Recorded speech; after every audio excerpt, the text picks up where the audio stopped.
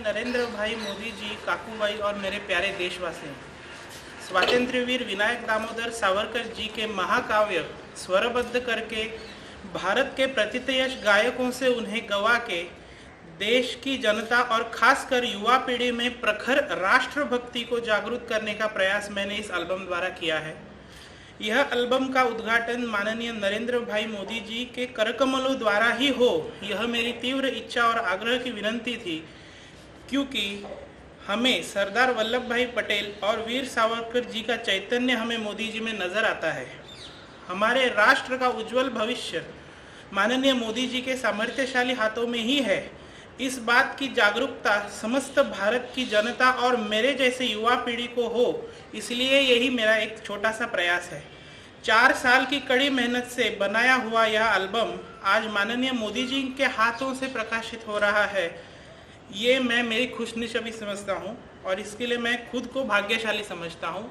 वंदे मातरम।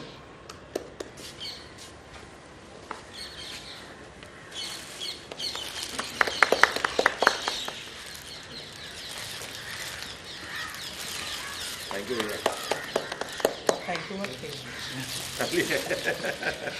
ये हमने खास एक बनवाई थी।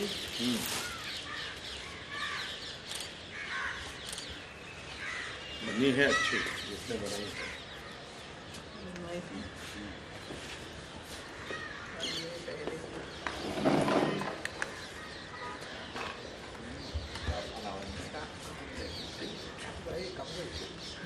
काकू भाई आप तो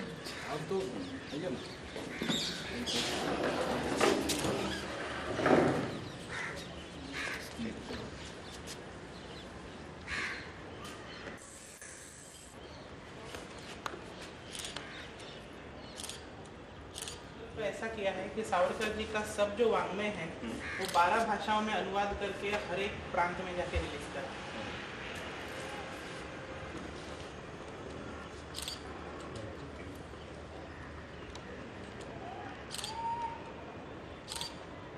ठीक है सर। आज जो हम आज़ादी की सांस ले रहे हैं, इसके पीछे अनेक महापुरुषों की त्याग और तपस्या, उनका बलिदान, उन्हीं की तपस्या के कारण आज हम आज़ाद हैं। उन तपस्वियों में एक सिरमौर नाम था सावरकर परिवार का। एक ही परिवार के 3 भाई आज़ादी के जंग में अपने आप को समर्पित कर दिया। घर की, परिवार की चिंता किए बिना भारत माँ गुलामी की जंजीरों से मुक्त हो, इसके लिए वे जूझते रहे। वीर सावरकर क्रांतिकारी थे और गुजरात के ही एक सपूत श्यामजी कृष्ण वर्मा, जिन्होंने उन्हें स्कॉलरशिप दी थी और वो लंदन गए थे, और लंदन में भी वो भारत माता की आज़ादी के लिए सोचते रहते थे, लड़ाई की तैयारी करते थे। अंडमान निकोबार के काले पानी की सज़ा और एक ही जेल में 2 भाई का होना, ये अपने आप में त्याग और तपस्या की कितनी तीव्र साधना होगी, इसका उदाहरण है। सावरकर जी जेल में भी जीना जानते थे। उन्होंने हर पल अपने विचार का हर बीज भारत माँ की आज़ादी के गीत गाने में बिताया। जेल की कष्ट साधना के बीच भी, काले पानी से वापस नहीं आना तय होने के बाद भी भारत की आने वाली पीढ़ी के लिए उन्होंने अनेक प्रेरणाएं दी। वे वीर थे, वे धीर थे, वे त्यागी थे, वे तपस्वी थे, साथ साथ वो कलम के धनी भी थे। उन्होंने जो साहित्य की रचना की है, वो आज भी देश के युवकों को प्रेरणा देने वाली है। वीर सावरकर की साहित्य साधना उनके लिए द्वारा लिखी गई हर बात, हर कविता, हर श्लोक, हर मंत्र हमारी रगों में आज़ादी की प्रेरणा बनकर के दौड़ता है।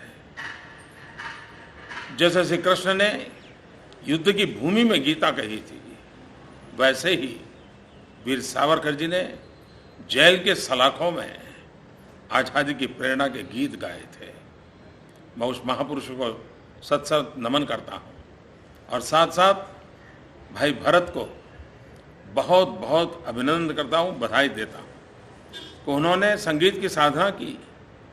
उस संगीत का उपयोग वो व्यक्तिगत आन बान शान के लिए कर सकते थे। वर्तमान समय की मौजूदा संगीता दुनिया में अपने आप को खपा करके जीवन में बहुत कुछ पा सकते थे, लेकिन भरत के शायद पूर्व जन्म के कुछ संस्कार हैं कि उसने अपने आप को राष्ट्रभक्ति के गीतों से जोड़ दिया है, संस्कार के स्वर से जोड़ दिया है। नई पीढ़ी को संस्कार मिले, शिक्षा मिले, इतिहास का ज्ञान हो, इसके लिए अपनी संगीत साधना काम आए, ऐसा पवित्र काम भरत ने किया है। मैं भरत को बहुत बहुत शुभकामनाएं देता हूँ और मैं विश्वास करता हूँ कि उनका ये पुरुषार्थ आने वाली पीढ़ी को प्रेरणा देगा।